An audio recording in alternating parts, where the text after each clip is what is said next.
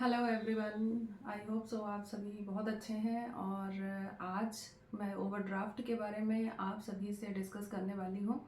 दोस्तों, ओवरड्राफ्ट क्या होता है, ओवरड्राफ्ट किसके लिए और क्यों ज़रूरी है, और किस किस तरीके से ये आज बहुत ही ज़्यादा यूज़फुल प्रोडक्ट है, और कैसे कैसे किस किस प्रोफाइल के लोग इसको यूज़ कर सकते हैं। आज इस पर एक छोटा सा मैंने ये डिस्कशन आपके सामने लेके आई हूँ। तो दोस्तों, वीडियो के लास्ट तक बने रहें। दोस्तों, सबसे पहले जान लेते हैं कि ओवरड्राफ्ट फैसिलिटी क्या है। जी हाँ, so basically this is the facility in which if you have no account balance then also you can use some money, a particular amount of money आप यूज़ कर सकते हैं अगर आपके अकाउंट में बैलेंस नहीं है तब भी। सो दोस्तों, कुछ क्राइटेरियाज होते हैं, कुछ प्रोफाइल अच्छी जो बैंक को समझ में आती है कि हाँ, ये ट्रस्टवर्दी कस्टमर है, इसके अकाउंट में बैलेंस भी रहता है, ये रीपेमेंट टाइम टू टाइम कर रहा है या कर देगा। तो कुछ इन बेसिक क्राइटेरियाज को देखते हुए बैंक्स ने ये प्रोडक्ट लॉन्च किया हुआ है जिसका नाम है ओवरड्राफ्ट फैसिलिटी।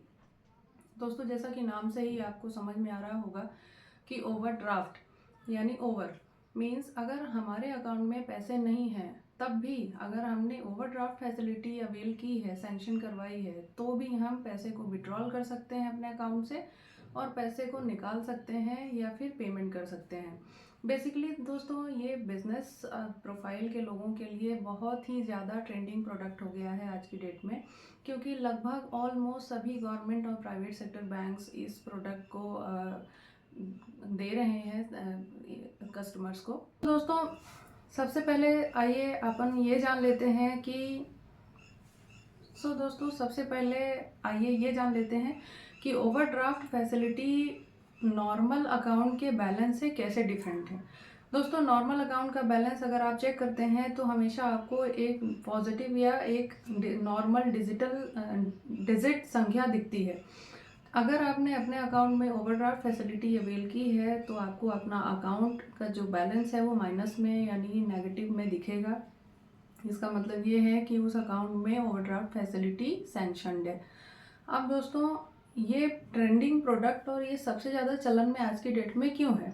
क्योंकि कस्टमर्स को ज़्यादातर जो व्यापार या बिजनेस कर रहे हैं वो ऐसे लोगों को रोज़ जो डेली लाइफ का जो रूटीन है उसमें लिक्विड कैश की और वर्क इन प्रोग्रेस में जो जो भी उनके खर्चे हैं, छोटे छोटे एक्सपेंसेस हैं, वो बियर करने के लिए कैश की इमीडिएट रिक्वायरमेंट आती है, जिसके चलते वो बैंक से एक ओवरड्राफ्ट फैसिलिटी लेके ही रखते हैं, जिसके अंतर्गत अगर उनके अकाउंट में सम टाइम्स लिक्विडिटी क्रंच आता है और पैसे नहीं रहते हैं तब भी वो इस फैसिलिटी को लेके अपनी ज़रूरतों को पूरा कर लेते हैं। ये नॉर्मल व्यक्ति कोई भी ले सकता है जो भी इनकम कर रहा है, उसका प्रोफाइल अच्छा है, सिविल स्कोर अच्छा है। तो दोस्तों, ये एक लोन की एक श्रेणी है। आप इसको एक तरीके से ये मान सकते हैं कि ये लोन ही होता है, क्योंकि बैंक इसमें सिविल देखता है, सारे केवाईसी का प्रोसेस होता है, तब ये लोन आपको डिसबर्स किया जाता है। बस इसमें यही है कि अगर हमारे अकाउंट में पैसे नहीं है तब भी हम उस पैसे से पर्टिकुलर अपना कोई भी काम कर सकते हैं।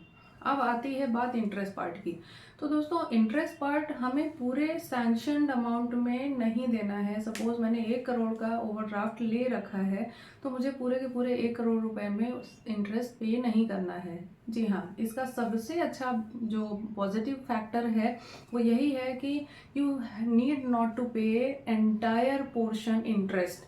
आपको सिर्फ यूज़ जितने पोर्शन का आपने यूज़ किया है, यू हैव टू पे interest on that particular part of useful, जो आपका यूज़ किया गया अमाउंट है, आप उसी में आपको इंटरेस्ट पे करना है। तो फ्रेंड्स, इसमें सबसे अच्छा कुछ मैं जो आपको पॉइंट्स गिनवा रही हूँ उसमें एक तो हमें इंटरेस्ट पार्ट सिर्फ उतना ही पे करना है जितना कि हमने यूज़ किया है।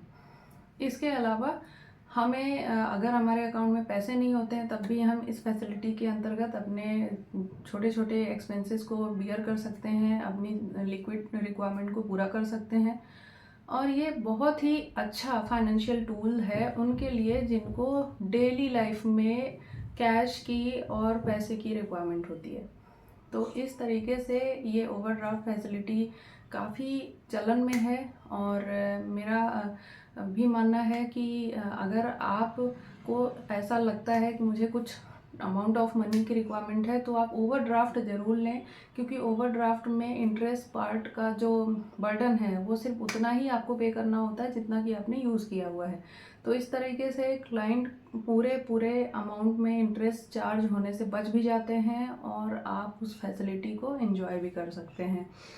तो दोस्तों, आई होप सो कि आपको ये जानकारी कैसी लगी होगी, अच्छी लगी होगी। अगर अच्छी लगी है तो आप मेरे वीडियो को लाइक शेयर कीजिए और चैनल को हमेशा की तरह सब्सक्राइब कीजिए। Thank you so much.